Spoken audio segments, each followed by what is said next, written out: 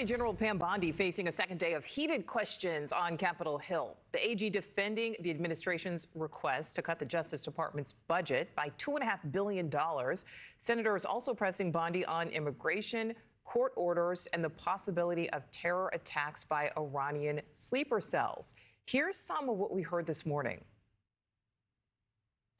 This budget is a compromise. It's a leaner budget. We can always do more with more, but we can do more with less. But can you confirm that you agree that this administration should follow court orders? We will follow court orders, Senator. The entire administration will follow court orders. Are you going to recommend any ethics guidelines to make sure that foreign influence does not find its way in through the doors of the White House? How do you characterize foreigners, the illegal aliens that have flowed into our country? Iran, of course, is a threat. They have been a threat, and they always will be a threat to our country, and we are working hand in hand with all of our agencies to protect Americans and to keep us safe.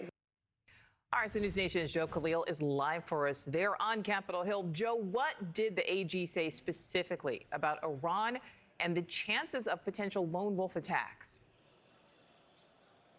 Well, she said that they're taking those kinds of threats very seriously. Obviously, she got a lot of questions about this. Let's remember that the Department of Justice, which the Attorney General oversees, actually looks over several different law enforcement agencies, the FBI being one, which is obviously one of the country's front lines of defense against counterterrorism. And when you've got the situation we have now, where the U.S. just struck in Iran, the concerns were clearly there. You had a lot of senators talking about how there were FBI agents numbering in the hundreds that were working on counterterrorism that have been shifted over in this new administration to do border and immigration enforcement. So there was some concern there that you're losing personnel, that you're losing expertise when it comes to counterterrorism at exactly the worst time. So a lot of questions along those lines. Take a listen to Republican Senator Lindsey Graham asking the Attorney General that kind of question.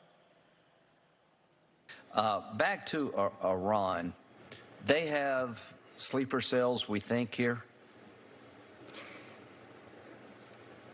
We have thus far arrested 1,500 illegal Iranians in our country. That is something that I would like to talk about in a classified setting. So but yes, have they invaded our country? Yeah. Absolutely. And Nichole, it's obviously not just personnel. The proposed budget, which is actually the reason that Attorney General Bondi is on the Hill today, cuts the spending for the department by something like $2.5 billion. It's a 7% cut in what the Department of Justice receives right now from Congress. So there were concerns that if you cut the funding, you could potentially cut resources for things like cyber security, which is something also that Iran has been known to perpetrate. So I talked to Senator Gary Peters after the hearing. This is what he told me on that.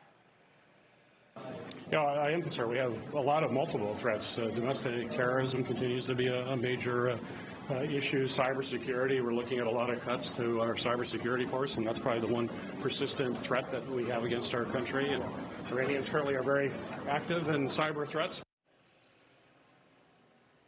Now, Iran, not the only issue that was brought up, although, again, because of the timing here, it's a prominent one. We just mentioned that the president's proposed budget is almost never the one that Congress actually passes. So they're going to make some changes here. I've heard from both Democrats and Republicans that the budget that is proposed now is likely going to increase when Congress gets its fingerprint on it. All right. So, Joe, what more can you tell us about these now rescheduled congressional classified briefings on not only Iran's nuclear program, but on last weekend's U.S. strikes? Yeah, so this was supposed to happen Tuesday. It's something that senators, mostly Democrats, were really pressing for. And actually, they were upset because those briefings on the Iran strikes were canceled yesterday. Many Democrats said, look, we should have gotten those briefings even before the strikes happened, before Saturday. So it was scheduled for Tuesday, postponed until tomorrow. We have been told that the reason they were postponed is so Secretary of State Marco Rubio, potentially others, can actually be in the room and be briefing senators on the situation.